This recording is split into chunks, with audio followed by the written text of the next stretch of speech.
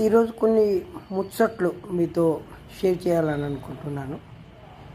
Relation ఇచ్చాను అనేది important. అది నాకు ఏమైనా ప్రాముఖ్యత ఇస్తుందా లేదా అనేది కూడా ఇంకొకటి ఇంపార్టెంట్.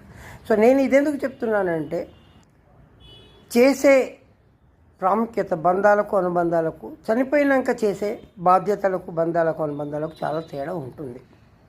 ఎందుకంటే చాలా వరకు సినిమాలో కూడా ఉంటుంది అన్నట్టు, బ్రతికినప్పుడు నెత్తిన నిప్పులు పోయడమే అది ఒక పద్ధతి, చనిపోయినాక శిలా విగ్రహాలు స్థాపించడం అనేది. అలాంటి సిచ్యువేషన్స్ ఎవరికి రాకూడదు. ఎందుకనంటే ఒకసారి మనిషి పోయాక ఒక రోజు ఏడుస్తాం, 2 రోజులు ఏడుస్తాం, 3 రోజులు ఏడుస్తాం, 1 సంవత్సరం ఏడుస్తాం, 2 సంవత్సరాలు ఏడుస్తాం, డిపెండింగ్ ఆన్ ద రిలేషన్.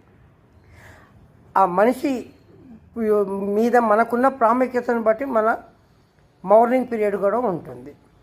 ఎవరో కాలనీలో పోతే వెళ్తాం, వాళ్ళకి సానుభూతి, వాళ్ళ బంధువులకు వాళ్ళకి సానుభూతి ఇస్తాము. తర్వాత వచ్చి 1 రోజు 2 రోజులు మన పనులు మనం చేసుకుంటాం.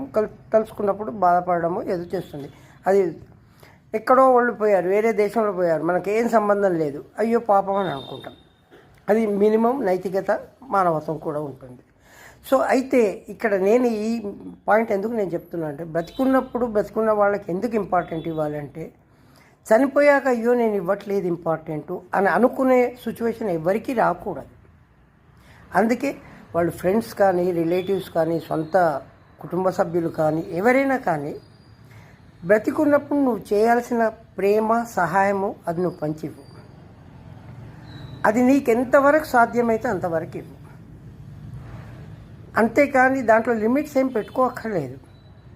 ఒకళ్ళతో మంచిగా మాట్లాడాలంటే నువ్వు లిమిట్స్ ఏం పెట్టుకోక్కర్లేదు. నీ వల్ల నీకెంత టైం ఉంటుందో అంత టైం, ఎంత ఎదుటి వాళ్ళకి సానుభూతిగా, ఎంత మర్యాదగా ఎంత ఇస్తావో అంత ఇచ్చేసేసేయాలి. ఒక మనిషి పోయాక